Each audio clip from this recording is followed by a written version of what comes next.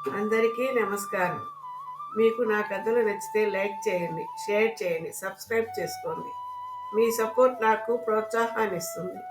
నేను ఇంకా మంచి కథలు రాయడానికి ఉత్సాహాన్ని ఇస్తుంది. నమస్తే. కథ పేరు మేడారం పందెం. ఒకసారి ఒక పెద్ద అరణ్యంలో పశుపక్ష్యాదులు ఆనందంగా జీవించేవి. అవి అన్నీ కలిసిమెలిసి ఉంటూ పరస్పరం సహాయం చేసుకునేవి. కాని అక్కడి కోతి మాత్రం చాలా మొండిగా ఉండేది. నేనే అరణ్యంలో అత్యంత వేగంగా పరుగెత్తగలను అని కోతి గొప్పగా చెప్పేది. నేను ఎవరిని అయినా ఓడించగలను అని అది ఎప్పుడూ గొప్పలు చెప్పుకునేది. ఇది విని కుందేలు చిరునవ్వు నవ్వింది.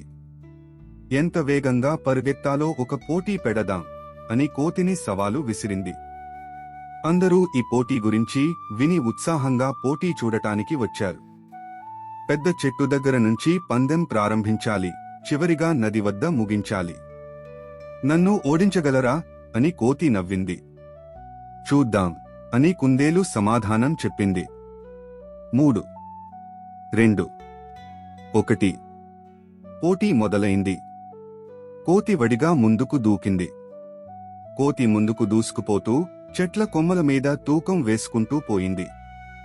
కాని అది ఎక్కువ పొంతన లేని ఆనందంతో ఆటలాడుతూ సమయం వృధా చేసింది.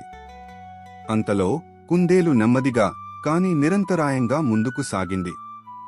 అది ఎక్కడా ఆగలేదు, ఎక్కడా జారిపోలేదు. చివరికి కోతి గబ్బుకగా నీటికి దగ్గరికి పరుగెత్తింది.